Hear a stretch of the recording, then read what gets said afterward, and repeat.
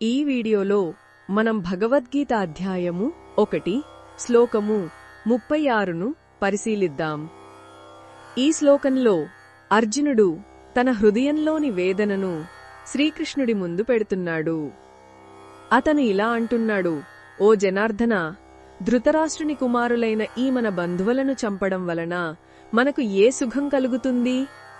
వీరు ఆతతాయిలు అయినా వీరిని చంపితే మనకు పాపమే కదా చుట్టుకుంటుంది. ఇక్కడ అర్జునుడు వాడిన ఆతతాయిలు అనే పదం చాలా లోతైన అర్థాన్ని ఇస్తుంది.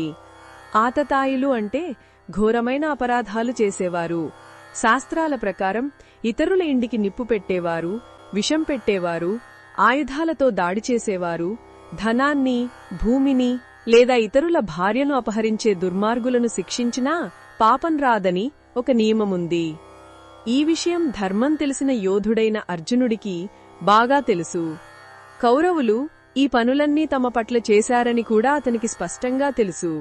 అయినా సరే అతనిలోని కారుణ్య హృదయం అంగీకరించడం లేదు. అతను కృష్ణుడితో అంటున్నాడు, స్వామి, వీళ్లు దుర్మార్గులే కావచ్చు, శాస్త్రం ప్రకారం శిక్షార్హులే కావచ్చు, కాని వీరంతా నా సొంత అన్నదమ్ములు, గురువులు, తాతలు కదా. వీరిని చంపిన తర్వాత నాకు లభించే రాజ్యం ఏ ఆనందాన్నిస్తుంది? వీరి రక్తంతో తడిసిన చేతులతో నేను ఎలా సుఖంగా జీవించగలను?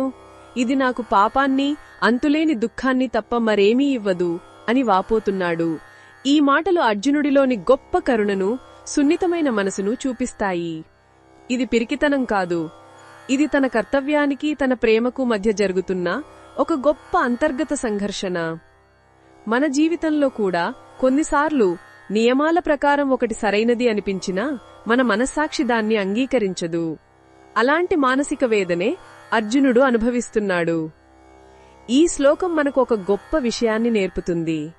కేవలం నియమాలను గుడ్డిగా పాటించడం నిజమైన ధర్మం కాదు. మనసులో కరుణ, ప్రేమ లేకుండా చేసే ఏ పనైనా చివరికి దుఃఖాన్నే మిగులుస్తుంది.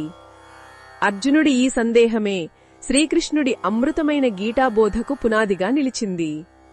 ఇది ఈ శ్లోకంలోని భావాన్ని వివరించడమే లక్ష్యం. మరిన్ని భగవద్గీత శ్లోకాల అర్థాన్ని తెలుసుకోవాలంటే మా తదుపరి వీడియోలను తప్పకుండా చూడండి.